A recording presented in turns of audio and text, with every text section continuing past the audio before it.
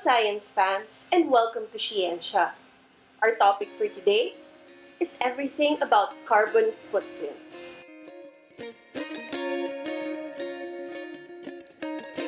We associate the word footprint into something we've left behind that indicates the path we took in order to get to a certain location. But when we talk about carbon footprint, it's not about the tracks we leave behind in the dirt.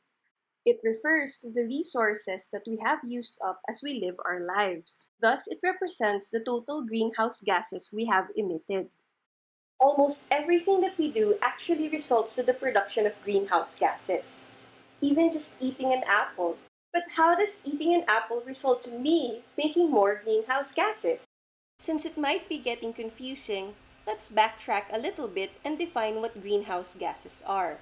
Greenhouse gases trap some of the sun's radiation here on planet Earth, thus keeping us warm.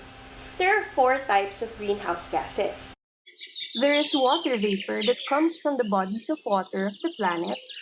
There is carbon dioxide, which is the natural byproduct of cellular respiration of both plants and animals. There is also methane, which is a byproduct of decomposition. There's also nitrous oxide and fluorinated gases that come from industrial and agricultural activities. Please note that greenhouse gases are not necessarily bad. The greenhouse effect, together with the Earth's distance from the sun, creates what we call the Goldilocks effect in temperature, making the planet neither too hot nor too cold. The Earth is just the right temperature for our survival. Natural greenhouse gases like water vapor from the oceans, methane from our farts, or even carbon dioxide that you breathe out result to natural fluctuations in temperature by as much as 0.2 degrees.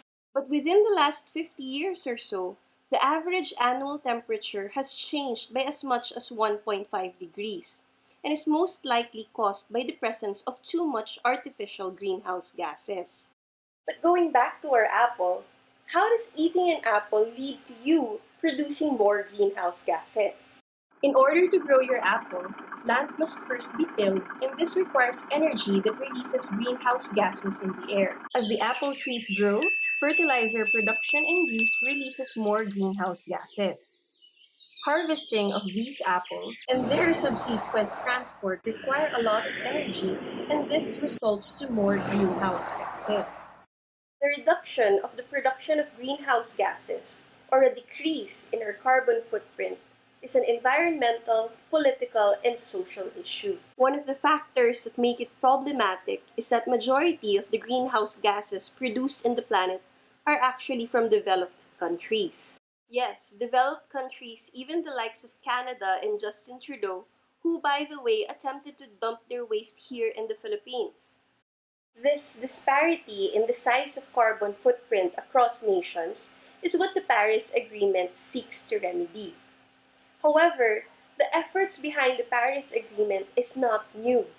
It started with the establishment of the IPCC in 1988, a group from the United Nations responsible for regular scientific assessments on climate change to help nations cope with the impact of global warming. The Kyoto Protocol was then adopted in 1997. This was the first treaty across 84 nations to try and reduce greenhouse emissions. After almost 2 decades of implementation, the review of the Kyoto Protocol gave rise to the Paris Agreement that holds its 195 agreeing nations to try and reduce greenhouse emissions so that temperature increase can be kept at 1.5 degrees higher than pre-industrial levels. But why should we keep temperatures at only 1.5 degrees higher than pre-industrial levels? Because it will be a catastrophe. NASA predicts that there will be more frequent and stronger typhoons. We will have at least an 8% reduction of habitat for vertebrates, and 70% of the Earth's coastline will experience at least a 0.2 meter rise in sea levels. Climate change does not just threaten our current way of life, but our actual survival. We are beyond the 11th hour for change, and the future really is scary. But as we call our leaders and policymakers to create equitable solutions to this problem, we can actually do our own part. We will dedicate a series of videos here in SHE-ensya to talk about what we can do. So I hope you'll wait for it soon. Thank you for watching this short video, and I hope you were able to learn something about what's causing climate change in the world right now. As you can see, the environment and how to take care of it is something that's very close to my heart. And I would appreciate it if you would give this video a thumbs up and if you would subscribe to our channel. If you have any comments, questions, or suggestions, please don't hesitate to contact me, your resident Filipina scientist, in the comments section below. Thank you very much, and see you around!